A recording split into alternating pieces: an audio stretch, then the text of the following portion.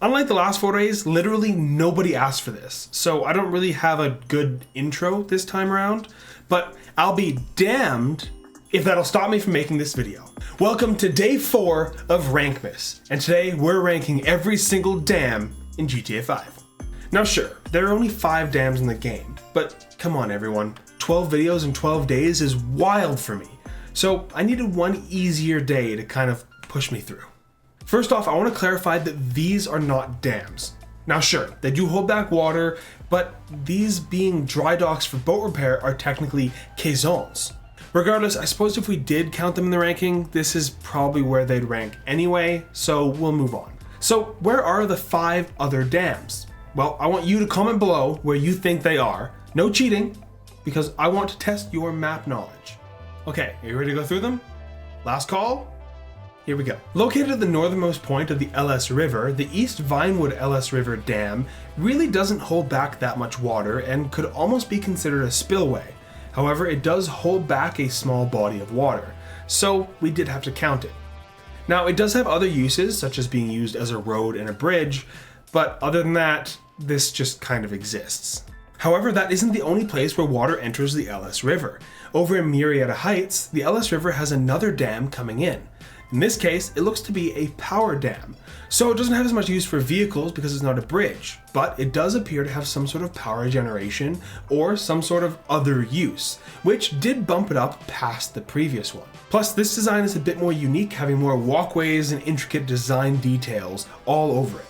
Although not many people really notice these details because nobody really explores this dam on foot and you can't explore it via vehicle. So although it's likely you probably remembered this one, it might not have been the first to come to mind. Now heading up to Grapeseed, we have the Grapeseed Aquifer Dam. Now this dam doesn't really hold back too much water from the Alamo Sea, but it does let some through to supply the fields and farmlands in Grapeseed. Similar to the runway in Grapeseed, this is a necessity for the area and its design is fairly intricate.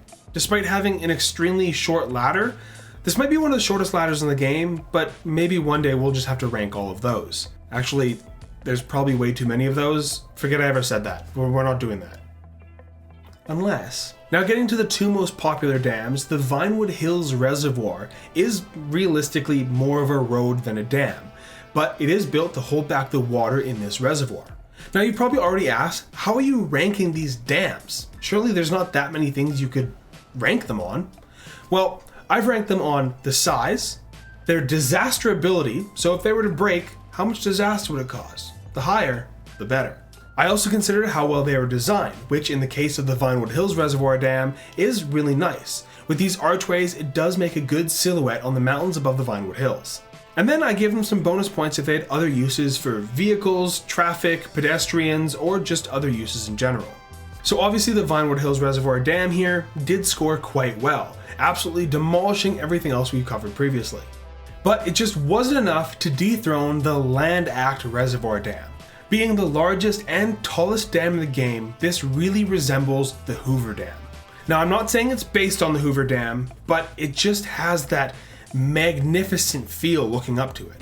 So obviously it had the highest possible score for size because nothing else is bigger than it, but also its design is absolutely amazing. Just think of how long this would have taken to build, especially considering how long the Mile High Club is taking. Now as for other uses, you can drive vehicles across this and it appears to generate a small amount of power. It also has some good walkways, pathways, tunnelways, and hiding spots for all players. So although many people probably don't explore the intricate ins and outs of this dam, we all know it exists. Now the only category that this didn't score the highest is disasterability. Sure, it has a lot of water and there is houses down below, but there's a lot of areas for this water to dissipate and head into the LS River. So how many of those dams did you know about? I'm sure the Grapeseed one caught a couple of you off guard. However, to keep this video short and sweet, check out the rest of the Rankmas videos here, and I'll see you all tomorrow for the mountain ranking video.